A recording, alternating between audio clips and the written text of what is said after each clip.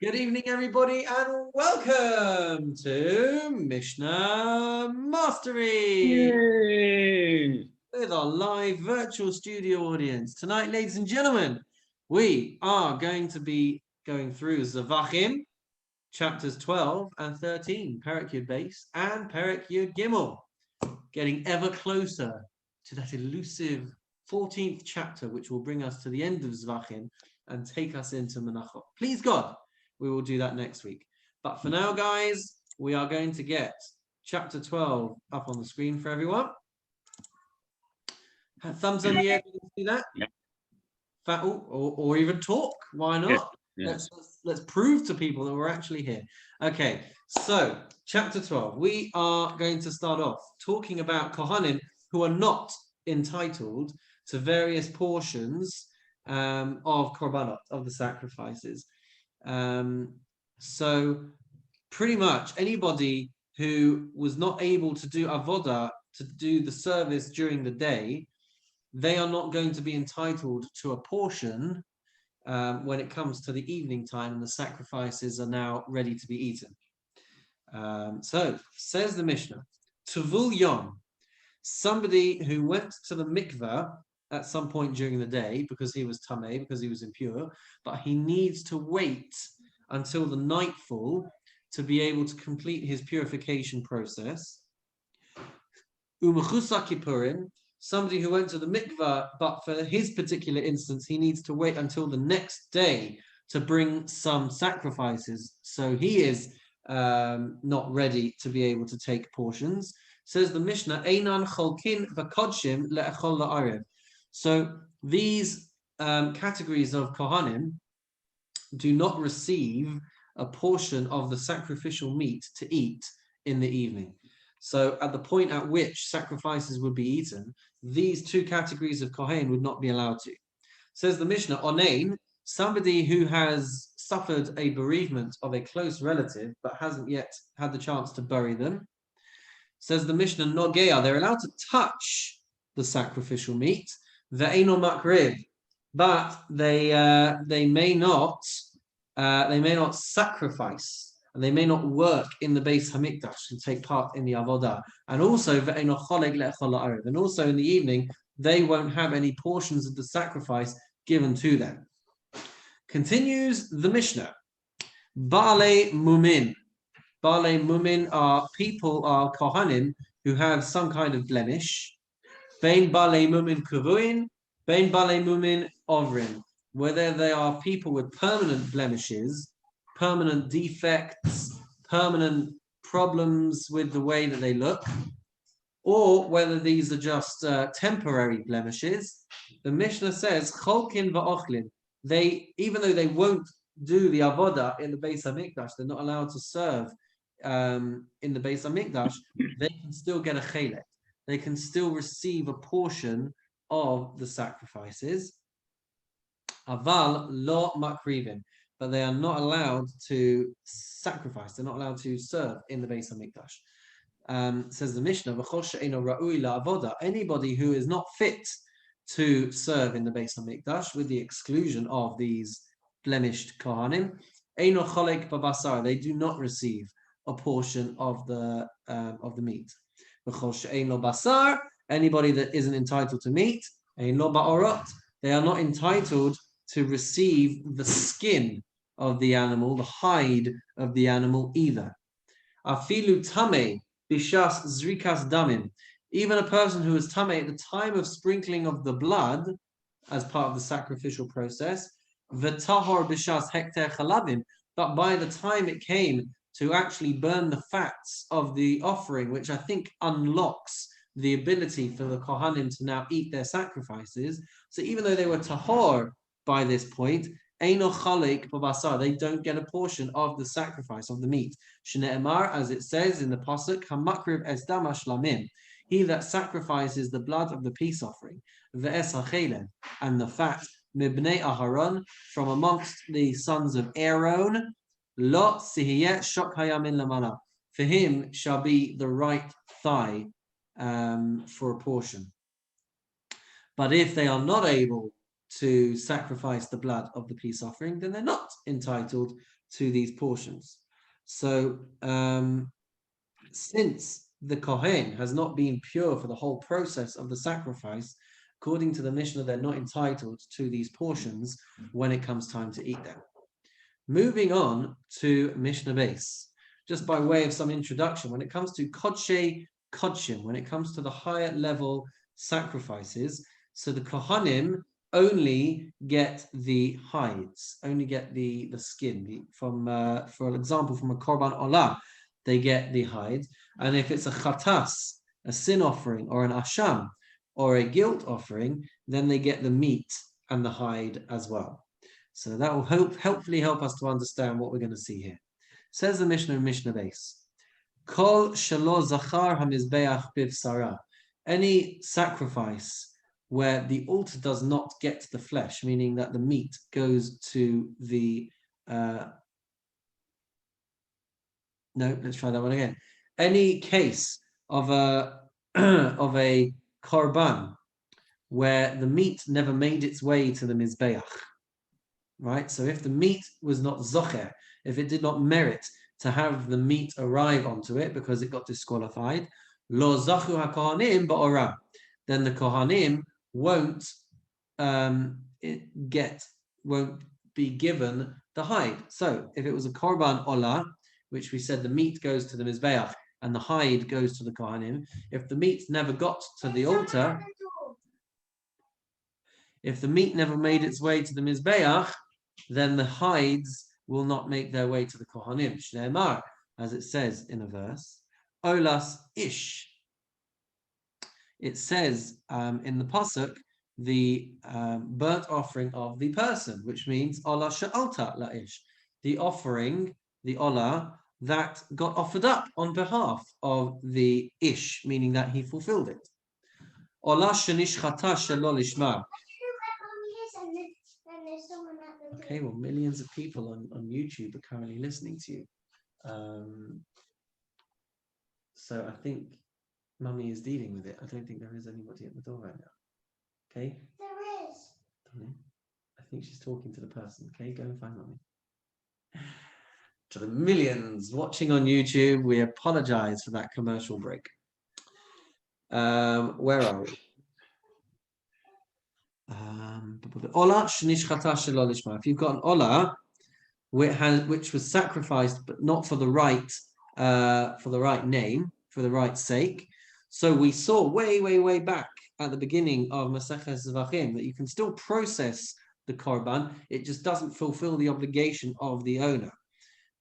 So the kohanim will still get the hide because the meat can still be offered up on the altar. So olah shenishchata shelo lishma. If you've got a korban olah which was not sacrificed for the right name, afapi shelo alta leba'alim, even though it doesn't fulfill the obligation for the owner, ora la kohanim, the flesh, the hide, still goes to the kohanim. Echad olas ha'ish, whether it is an olah of a man, the echad olas ha'isha, or whether it is the olah, the burnt offering of a woman, or sehem la kohanim, the hides of the olah go to the kohanim. Moving on then to Mishnah Gimel. When it comes to Kodshe Kalim, the lower level sanctity korbanot, so it all goes to the owner, with the exception of certain parts, and even the even the hide will go to the owner. Says the Mishnah Gimel, Oros Kodshim Kalim Leba'alim, the hide of the lower level sanctity korbanot go to the owners. The Oros Kodshe Kodshim Lakahanim, the hides of the higher level sanctity korbanot go to the priests, to the kohanim. The Mishnah says kal v'chomer.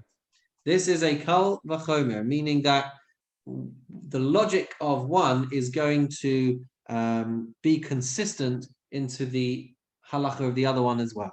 Ma'im olah shelo zachu bivsara, just like with a korban olah, where the kohanim do not get the meat, but zachu ba'ora, but they do get the hides.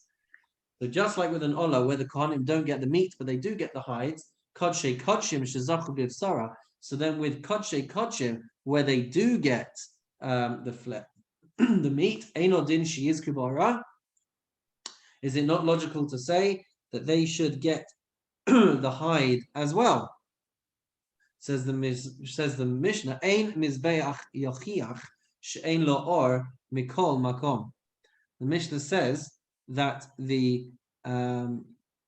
that there is no room to say that the altar will prove that this is not a valid kal v'chomer, because the altar never has any right to the hide of any sacrifice. So the kal v'chomer stands that if kohanim get the hide when they don't get the flesh, then the kal v'chomer is that they should get the hide when they do get the flesh as well. Have I made any sense over there? Yeah. Okay, good. I'm glad you get it. If for a burnt offering, which the priest requires, and there is no room to contend that. Okay. Apparently, that all makes sense. Moving on then to Mishnah Daled. I said it was hard. So what we'll see in Mishnah Daled is that the Kohanim don't get the hide unless the Olah was fit to be brought on the Mizbeach. And typically, the hide would be stripped from the animal after Zrika, after the blood has been sprinkled, which would mean that if the Korban gets disqualified, then you wouldn't strip the hide and give it to the Kohanim. But if the disqualification happened after the stripping, then what we're going to see is that the Kohanim would still get the hide, even if the meat is disqualified and can't be brought on the Mizbeach. Says the Mishnah, Kol HaKodshim she'era bahem pasul kodem nef sheitan. Any sacrifice which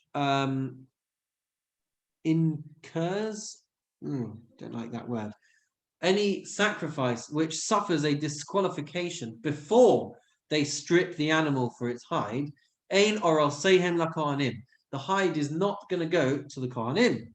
La'achar hef sheitan. If it happens after they have stripped the hide and then the animal becomes disqualified, says the Mishnah, oral sehem la kohanim. Then the hide can go to the kohanim. Amar Rabbi Chanina Baskana Kohanim. Says Rabbi Chanina, the deputy of the Kohanim. I never saw the hide attached to the animal. Mi amai lo ra'isi or yotze leveis hasreifa. I never saw a hide going out to the place of burning. Meaning, I never saw an instance where the hide didn't get distributed to the Kohanim. Amar Rabbi Akiva. Rabbi Akiva says, Midvarav lamadnu. From his words we learn, shehamafshit es habachor. If you strip the bechor, if you strip a firstborn animal of its hide, and then find out that it is a terefa, you find out that it was treif, meaning that it had an injury which was going to kill it within the year. So if you've already stripped the hide, and then you find out that it's treif and you can't continue with it, then Rabbi Akiva says what you see here is that the hide still goes to the Kohanim, even though the animal can't be redeemed and you're going to have to end up burning it. Rabbi Akiva says we see from Rabbi Chanina, Skana Kohanim's words, that the hide is still going to go to the Kohanim. But the Chachamim say they don't agree with this at all. They don't see any of this as proof. They don't even agree with Rabbi Chanina. And it will have to be taken out to the Beis Hasreifa, to the place of burning, and it can't be given to the Kohanim. So the only instance the Chachamim would say that the Kohanim get the hide is if the meat can make its way to the Mizbeach and be burnt up on the altar. Mishnah Hey, we're going to be discussing the Parim U'Seirim Hanisrafim, the bulls and the Seir, the goats that would be burnt up. So, for example, the bull of Yom Kippur and the Seirim of Yom Kippur and the goats that get given if there is a public communal violation of a particular mitzvah after the Beis Din had given the instruction that it should be allowed, and then they find out that it wasn't. So then there's a korban that has to be brought, and the blood gets sprinkled on the inner mizbeach with regards to these types of sacrifices, as opposed to all the other sacrifices that get burnt on the outer mizbeach. These ones get sprinkled on the inner mizbeach, and the fats of these animals get burnt on the outer mizbeach, and the meat would get burnt outside the Beis Hamikdash. So the people involved in the burning would become tameh. And this Mishnah is going to be discussing at what point they would become tameh. So says the Mishnah, Pariman Nisrafim Usa'iraman Nisrafim. These bulls from Yom Kippur, or these goats from Yom Kippur, from the communal transgression, these animals which are going to be burnt up, Bisman Shehein Nisrafim Kamitzvasan, if they are being burnt up properly in accordance with their guidelines, their instructions, their mitzvah, nisrafim bevesa deshen, then they're going to be burnt in the place of burning, in the place of the ashes. Umnetamim begadim, and they are going to contaminate the kohanim who come into contact with them. They're going to contaminate the garments, and they're going to contaminate the people as well. Vim einan nisrafim kamitzvasan, if they're not burnt up properly, then nisrafim bevesa bira, then they are going to be burnt in the bira, within the confines of the Beis Hamikdash or on Har Habayis, but they're not going to contaminate the Kohanim who are in charge of them. When do they become Tameh from? Let's have a look at the final Mishnah. Is this the final Mishnah? Of Perek Yud Beis. Says the Mishnah, Hayu Sovlos Osam B'motos. They would carry these animals on poles to be taken out to burn them.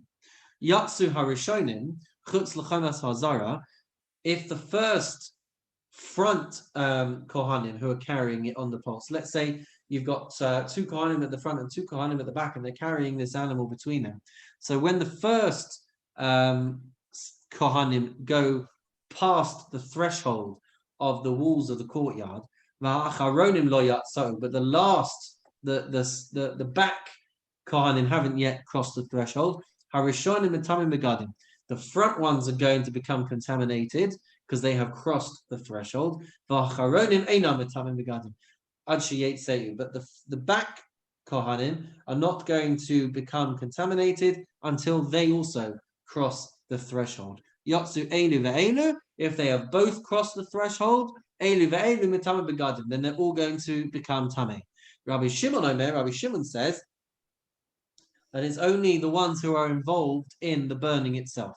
Elu ve'elu einam mitame begadim, none of the Kohanim are going to become tameh ad sheyutzas ha'ur b'ruban, until most of the meat takes hold, until the fire catches on and is burning at least most of the meat. Nitach habasar, if the meat gets completely charred, ein hasoref metame begadim, then the one who burns is not going to become impure. So the window of tumah starts from when the meat becomes mostly caught by the fire until the point at which it becomes completely burnt. Any kohen that comes into contact with that procedure is going to be tameh. Any kohen that didn't is going to remain tahor. Mazel tov, ladies and gentlemen, on completing chapter 12. Comments or questions before moving on to chapter 13? Talking about the kind not getting the meat. Yeah. Comment. Their families share in that, right? Not always, do they? Because if we recall from Ezahuma Koman, I'm trying to remember. For some of the sacrifices, they had to be eaten within the confines of the temple. Right. So I guess one could say if the families were allowed in there, then yeah, they could share it. Otherwise, I guess they would have to eat it by themselves. But any korban that can go out of the walls of the Azara, as long as it was kept in Yerushalayim, then yes, I guess the implication would be it can be shared with the family as well. Right. That would be my my uneducated guess. The good news, family, is I'm home. The bad news is we've got no supper. Yeah. So yeah, worth checking into. But I think that would be the case.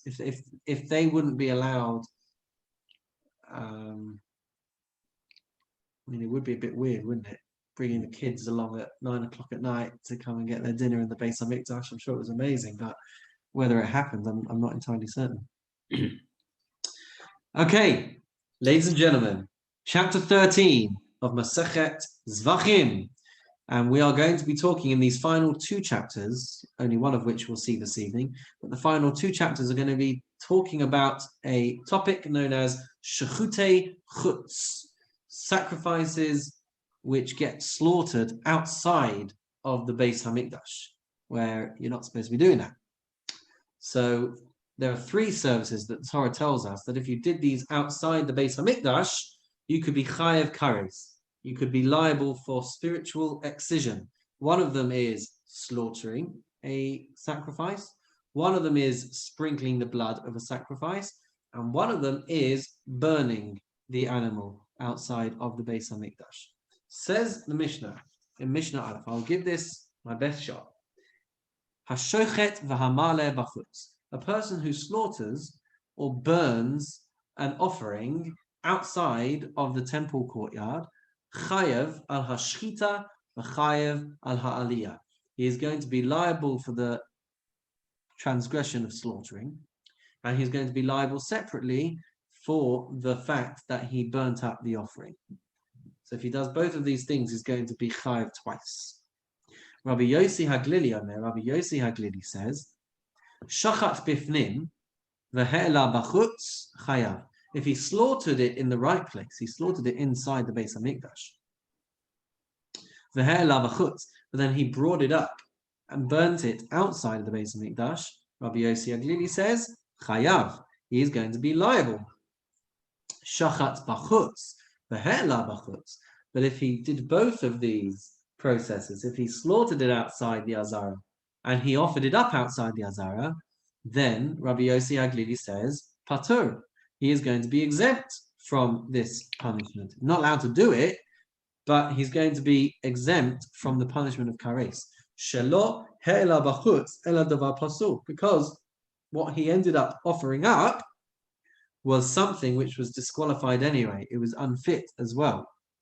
And according to Rabbi Yossi Haglili, you're only going to be liable if you burn up an item that was fit to be offered inside the temple, which is why Rabbi Yossi Haglili would require both processes to be done in the temple. But if one of them was done outside of the temple, then, or both of them were done outside of the temple, then he says, patur.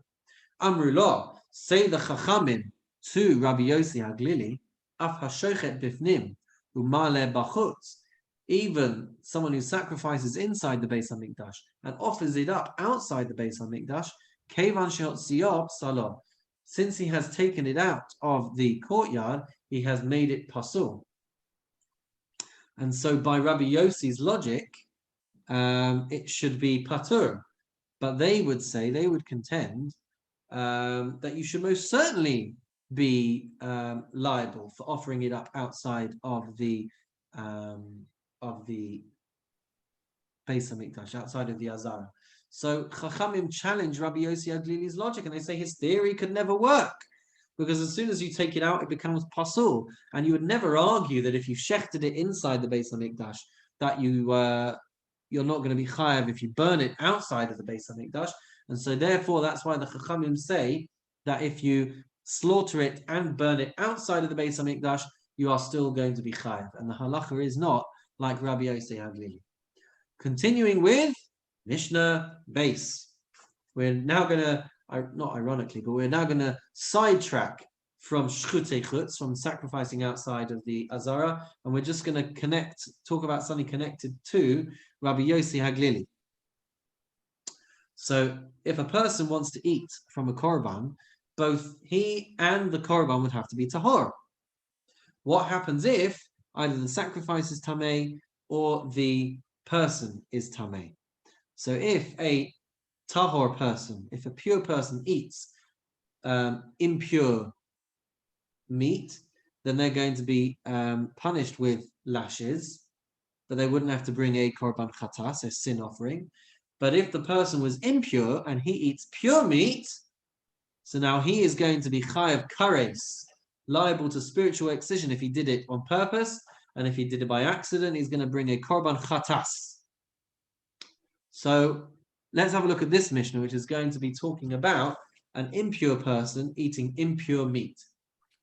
Says the Mishnah base, Tamei shachal. If you have an impure person who eats ben kodesh tamei, uven kadosh tahor, whether it is impure meat or pure meat, says the Mishnah, chayav, then the person is going to be liable to kares, spiritual excision, if he did it on purpose, and to bring a sin offering of, depending on how wealthy he is, it would depend on what he would bring, but he would bring that if he did it by accident. That is the position of the Tanakama. So if an impure person eats sacrificial meat, whether it's pure or impure, he's going to be liable to punishment.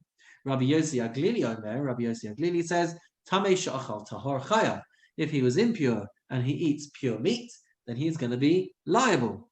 The Tamei sha'achal tamei, if he was impure and he ate impure meat, then he is going to be patur. He is going to be excused from punishment. Not allowed to do it, but he's not going to be liable to punishment for the same logic as we saw before.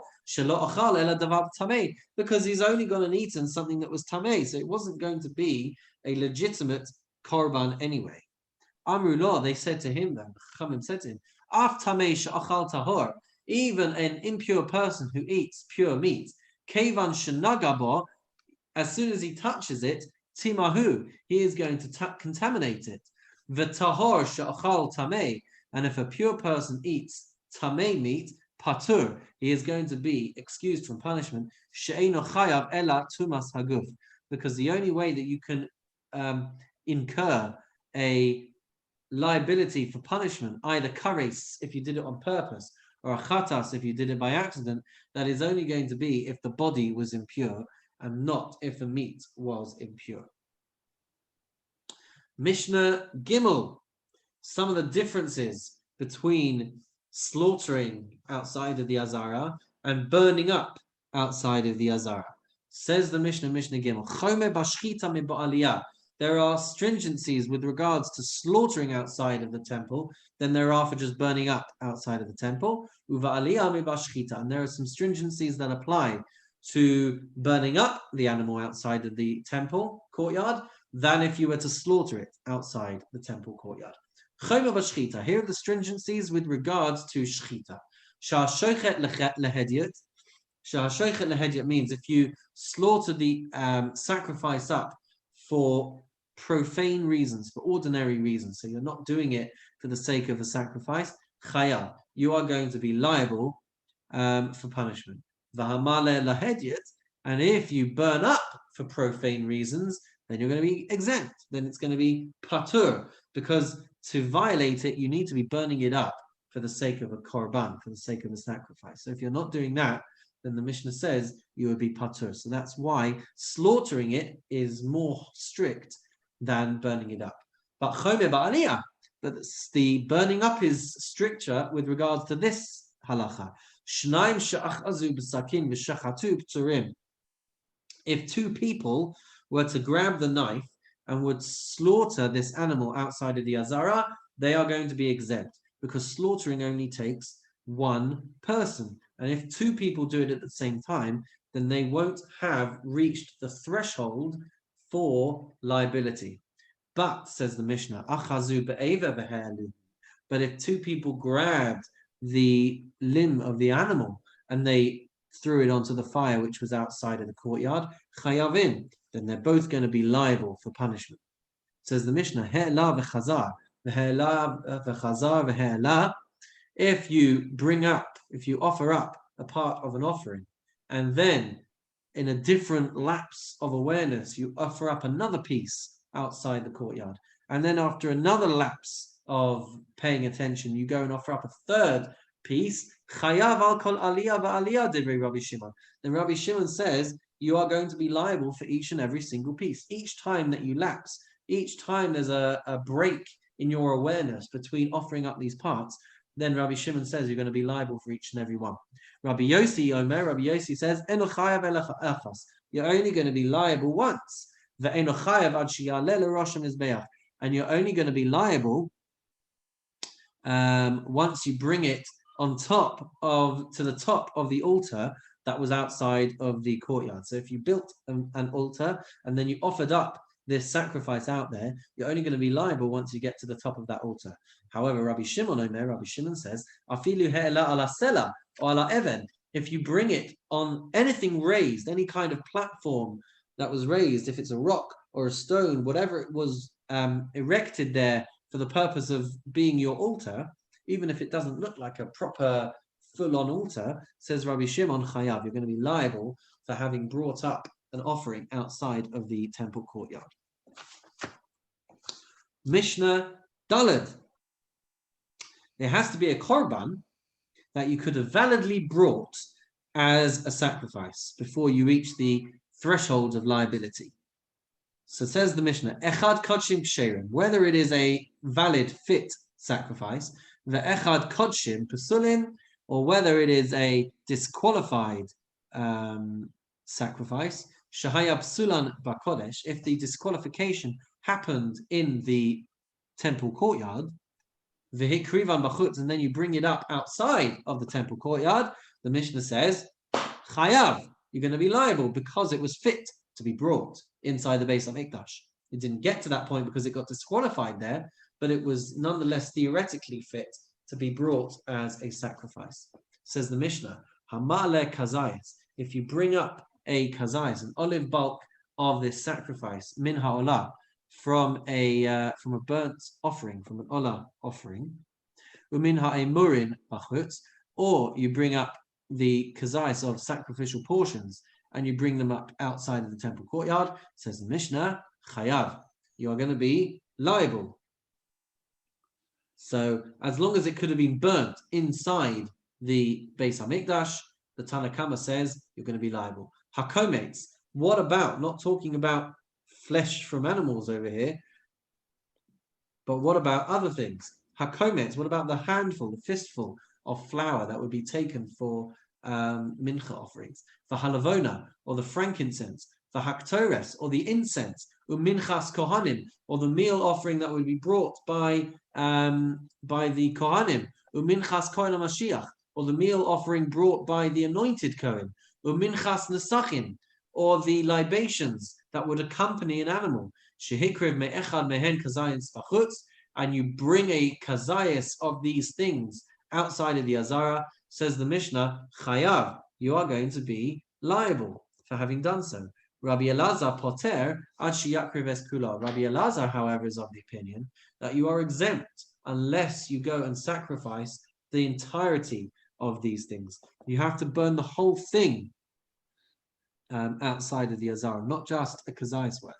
The chulam shehikrivam bifnim, anything that was offered up inside the azara, the shia bahen kazayis, and there was leftover of a kazayis, of an olive bulk, the hikrivan bachutz, and that was what you were bringing outside of the azara, then chayav. Then the Mishnah says you're going to be liable. And that would be even according to Rabbi Elazar. So Rabbi Elazar would even say that if you've offered up most of this sacrifice and all you're burning up now outside of the azara is a kazayis of this sacrifice, even Rabbi Elazar would say you're going to be chayav. But if there was any amount left over, then he is going to say patur, you are going to be exempt from punishment.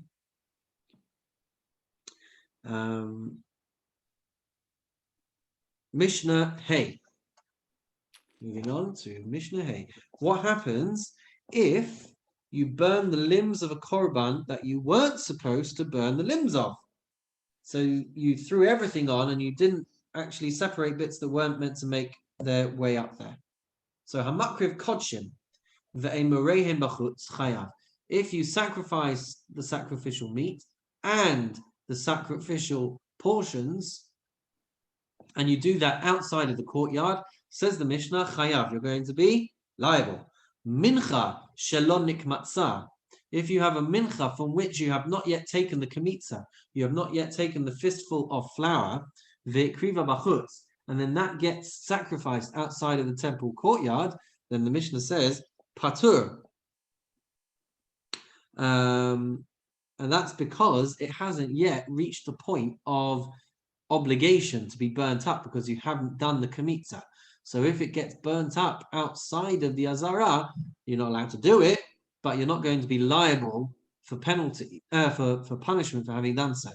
Says the Mishnah though, kamatza v'chaza kumtza lesocha, if you do kamitza and then you put that handful back in to the into the mixture, and then v'hikriva bachutz, and then you take it outside and you burn the whole thing outside of the courtyard, then chayav, then it will be liable, because now halachically it has been separated from the rest of the flour, from the rest of the mixture, and so it is fitting to be burnt inside the azara, and the fact that you haven't done it means that you're now going to be liable.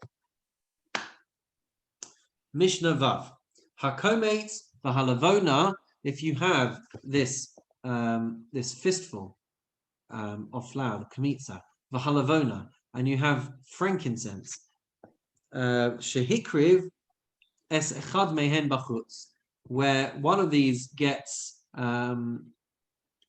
sacrificed outside of the temple courtyard, the Mishnah says chayav. Rabbi Elazar, so according to the first position in the Mishnah, anytime you offer up, and we said the threshold is a kazayas, at least a kazayas of this kamitza or lavona, then it's going to be liable. Rabbi Elazar poter ad sheyakriv es hasheni. Rabbi Elazar says that if you've got two parts to this korban mincha, you've got the kamitza and you've got the lavona, you're only going to be chayev if you burn both. If you end up just burning one of them, then you're going to be exempt from punishment, from liability. And the reason for that is you need both of those components, the burning of the kamitza and the burning of the lavona, before the mincha would become permitted. So the fact that it requires both of these processes, says Rabbi Elazar, you need to be doing both. Echad bifnim ve'echad bachutz chayav. If you burn one of them inside the Beis HaMikdash, inside the courtyard, and one of them outside, then you're going to reach the point of liability as well. And that's because both of them have been considered to have been finished burning up, even according to Rabbi Elazar. That is the case. Shnei v'zichei lavona. If you have two spoonfuls, is that right? Two bowls, v'zichei. Two spoons of lavona.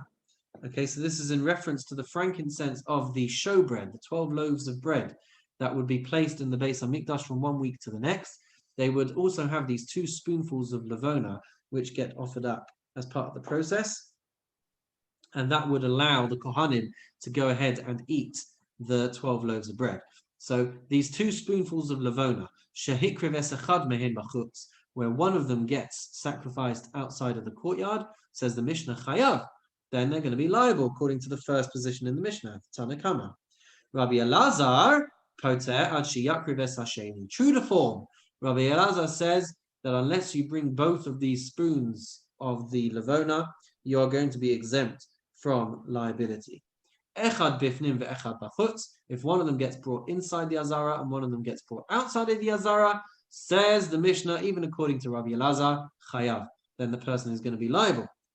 Hazorek miktsas damim bachutz. If you sprinkle some of the blood applications outside of the azara, then, says the Mishnah, chayav, you're going to be liable. That's the first position in the Mishnah. Rabbi Elazar Omer, Rabbi Elazar says, af hamanasek meichag bechag bachutz chayav.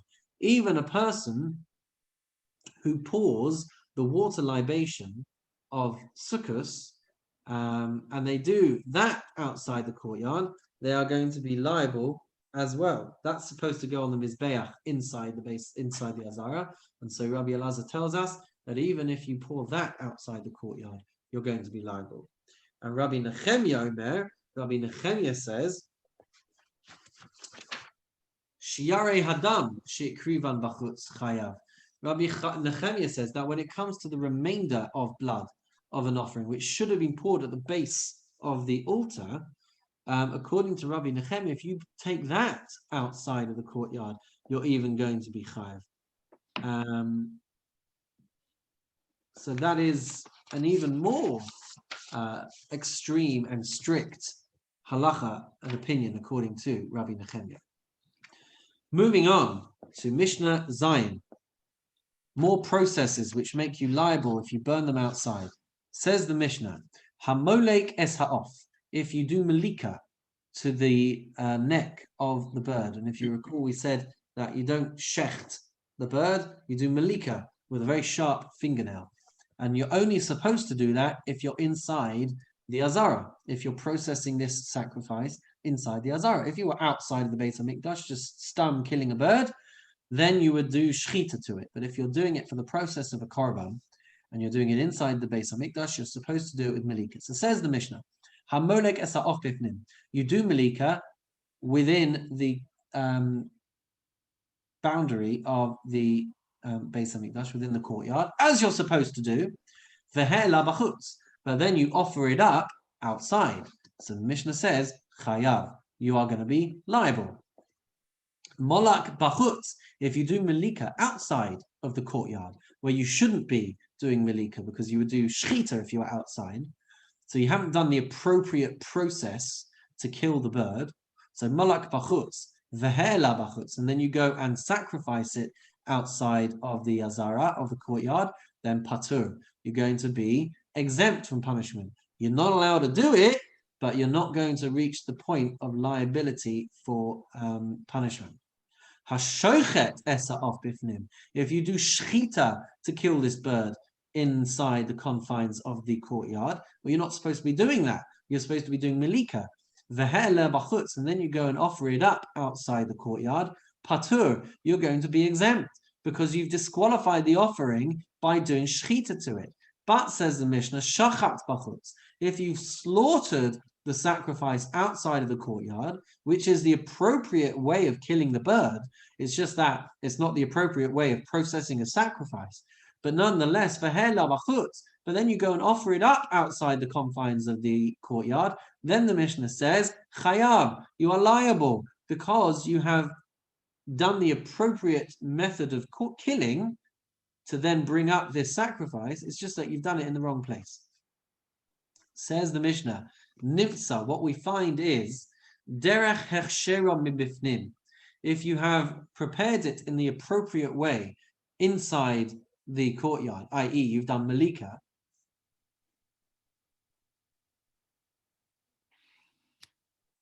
Is that right? I'll say this right. Derech hechshera mibifnim. So the way that you would make it kosher inside, yeah, there we go. Okay. Derech hechshera mibifnim patura b'chutz. The appropriate way of doing things inside the courtyard, if you did that outside the courtyard, then you're going to be exempt from punishment. Derech hechshera b'chutz, and the way in which you would kill the animal outside of the courtyard, patura bifnim, you are going to create exemption if you go and do that inside the confines of the courtyard. Put another way, if I do malika inside, then that's the appropriate way of killing it. And if I do shchita outside, even though I shouldn't be doing shchita to a sacrifice, if I've done it with the proper slaughtering method outside of the azara, then I'm going to be liable if I burn that up. Rabbi Shimon says, Kol shechayavin alav b'chutz, any time where I am going to be liable if I do this outside of the courtyard, so any time where you kill the animal, which if you were doing it outside of the courtyard, you would be liable if you then brought it up, chayavin al kayotze bo bifnim sheher lahu b'chutz. Then I'm going to be liable if I'm going to be liable for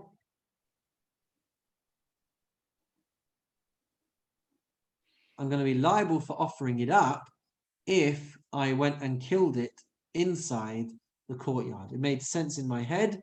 Not sure it made much sense when I articulated it.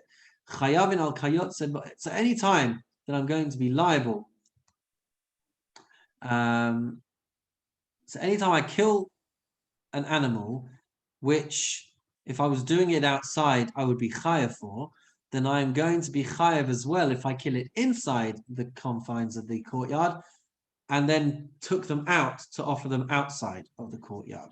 Chutz min hashochet bifnim umale bachutz, with the exception of shchita of the bird inside the courtyard, which is not the appropriate way of killing it.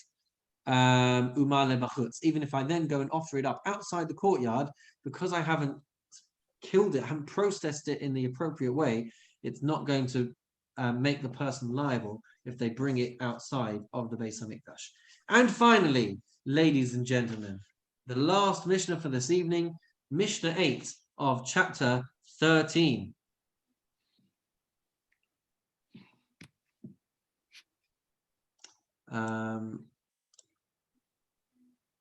Yeah. Okay.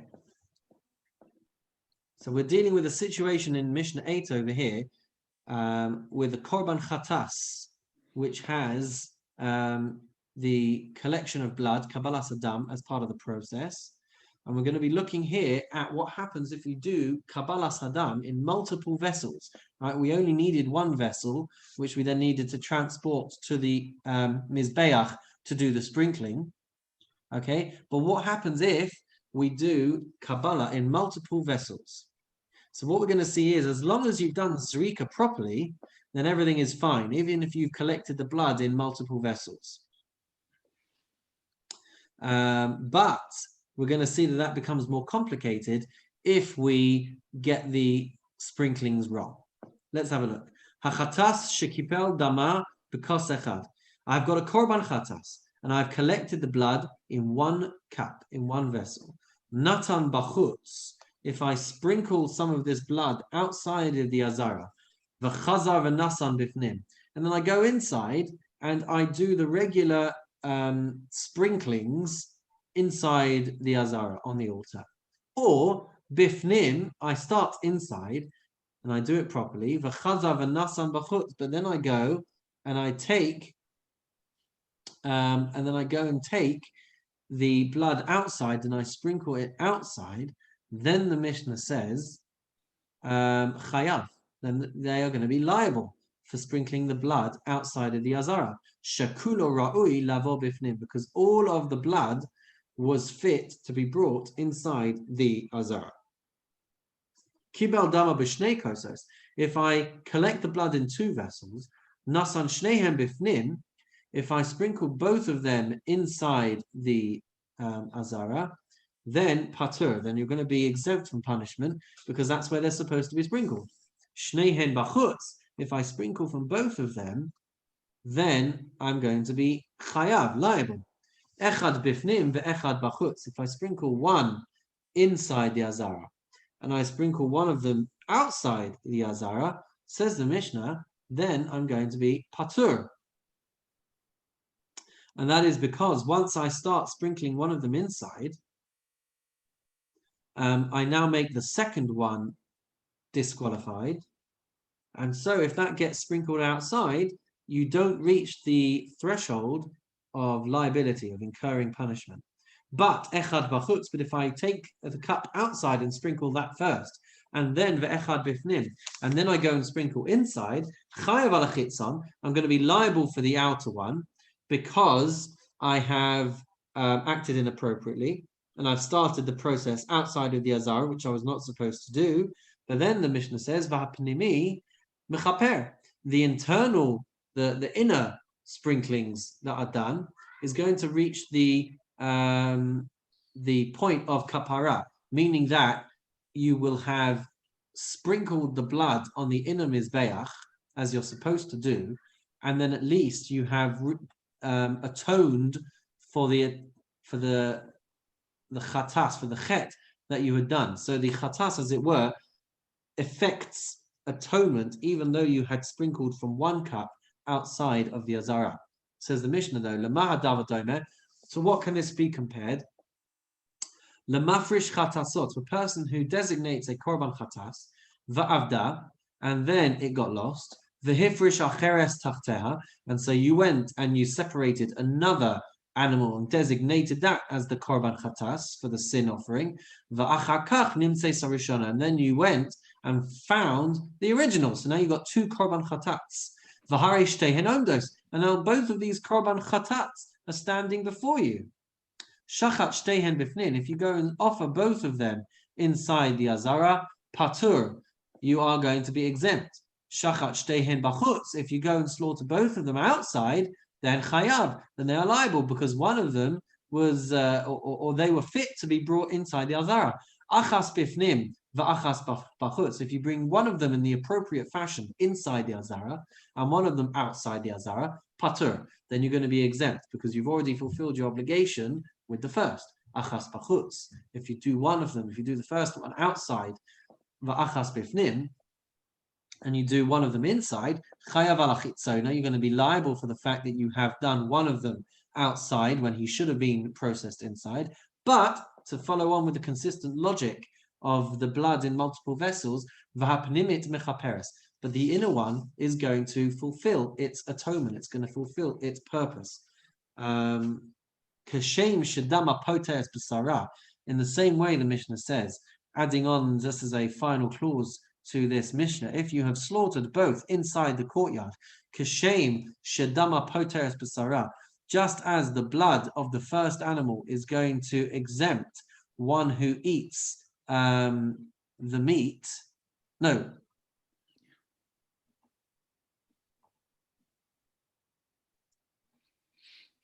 Yeah, poteres b'sara, it's going to exempt somebody who misappropriates the meat from me'ilah. They're not going to be chayav from me'ilah. So if you have sprinkled the blood inside the azara of the first animal, and then the second animal, the meat of the other animal, is consumed, you're not going to be violating me'ilah, misappropriating temple property. Kachu poter es b'sar chaverta. Sorry, let's try that one again. Kashem shadama poter es b'sara. What a way to finish off, guys. Kashem shadama poter es b'sara. Just like the blood of the first animal would exempt any violation of me'ilah, of misappropriating temple property, if you misappropriated the meat of the first animal, kachu poter es b'sar chaverta, it's also going to exempt the meat of the second animal from being liable for me'ilah, for misappropriating temple property. So it seems then that if we have these two chatats, once you start to process the first animal in the appropriate way inside the mizbeach, it is going to prevent any liability if something happens to the second animal which shouldn't have happened. I think that makes sense. And with that, ladies and gentlemen, we complete chapter 13 of Masechet Zevachim. So mazel tov, everybody, on completing chapter 13. And that's all for this week. So join us next week as we finish, please God, Masechet Zevachim, and we'll start Masechet Menachos. In the meantime, have a wonderful and meaningful night.